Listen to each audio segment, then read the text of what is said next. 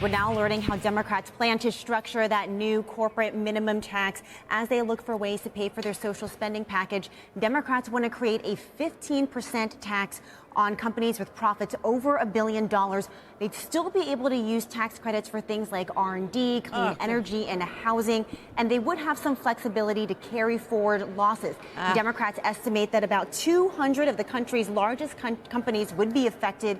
The lead sponsors of this are Senators Elizabeth Warren, Ron Wyden, and Angus King, and it is more aggressive than the initial plan that the White House had proposed, which would have set that threshold for profits at $2 billion. Now, this plan is estimated to raise hundreds of billions of dollars over the decade. That's important because Democrats are looking for ways to offset the cost of their broader spending package. Guys, clearly the negotiations are hitting the final stages. Democrats having to make decisions on what's in and out of their plan. The corporate minimum tax appears to be in, and now we know how it looks like. How it looks like.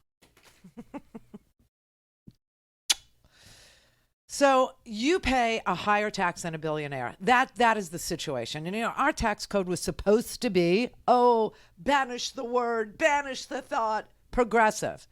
Meaning, the more you made, the more you pay. But oh no, it isn't like that. It isn't anything like that. There's no alternative minimum tax anymore. We keep lowering taxes for the wealthiest Americans, lowering taxes to the point where you're lowering zero. Literally, we're less than zero when it comes to the richest, most affluent Americans. It's just so ridiculous. So I have to tell you, ProPublica did a deep dive into the tax rate. And, they're a not-for-profit newsroom, and they investigate all kinds of abuses of power.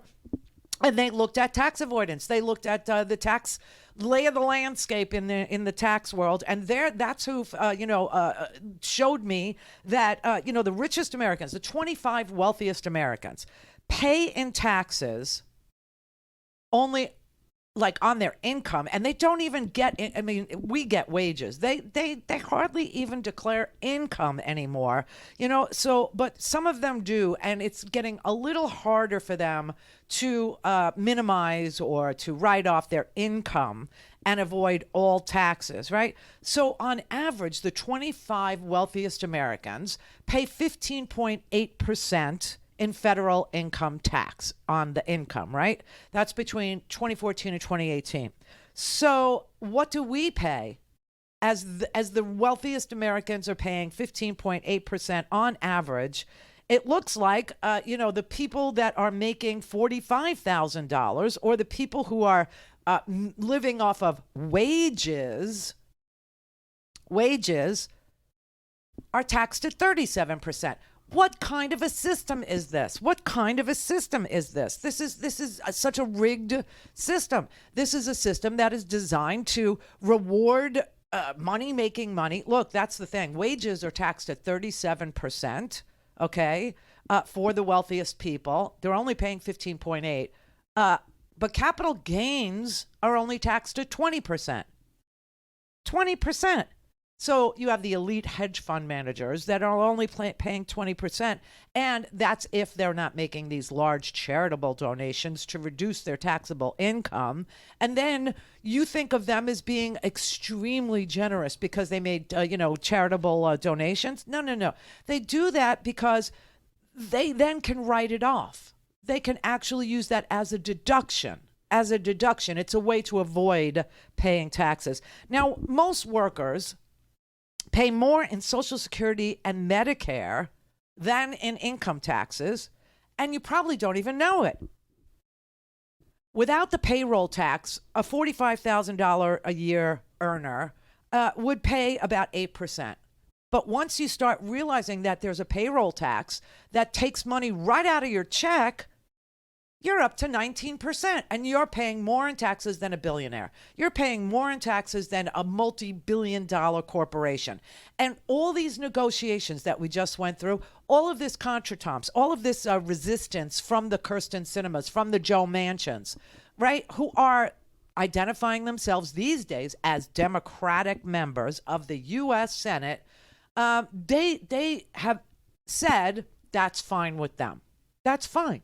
And the only thing that they would agree to is companies that make more than $1 billion, 3 years in a row, have to pay a minimum 15% tax on their profit, while we're stuck with 19% on $45,000 a year.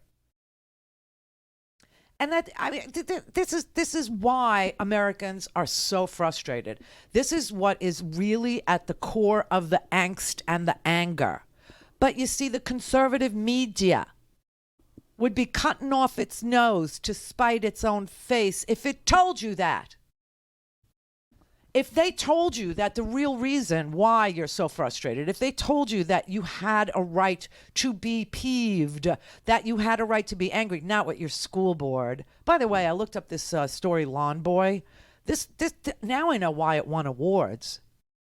This is about the destruction of the American dream. That's what Lawn Boy is about. Lawn Boy is a story about a 22-year-old biracial Mexican white kid, grows up dirt poor with his hardworking waiter mother and his brother, who is developmentally disabled. And he mows lawns, and he does other jobs after he's fired from his lawn mowing gig. And he is sexually confused. He doesn't understand his own sexuality, and he's in the middle of all this turmoil. Oh, that sounds terrible for a child that sounds terrible for a 17-year-old boy to delve into, to try and understand race and to try and understand sexual, identity and the crushing weight of American capitalism. Yeah, that sounds bad. Let's not expose our children to that because somebody told the caller in Minnesota that it had a sex scene in it. Oh my God. But you see, don't you see? This is the whole diversionary tactic again. This is all this is look over there while we steal from you. This is why I say all the time, and maybe people have casually listened to this statement and didn't get it till just now.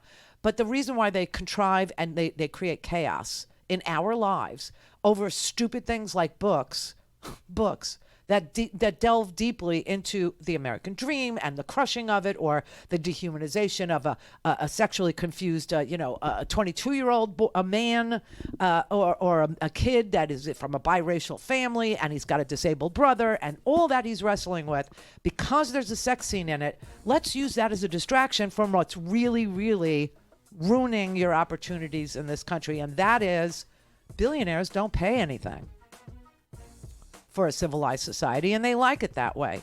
And you can never be focused on that fact. Because if you were focused on that fact, if all of us got together all at the same time and were focused on that and understood that we were being robbed and in chaos they can steal some more, we would demand an end to the chaos. The contrived, manufactured, bogus chaos over books.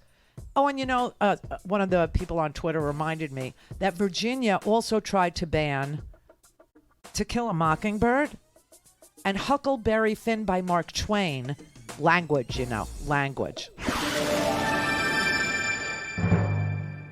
Clear. Don't have time to listen to the live show? Want to hear more on your schedule? Go to randyrhodes.com and buy a stinking podcast.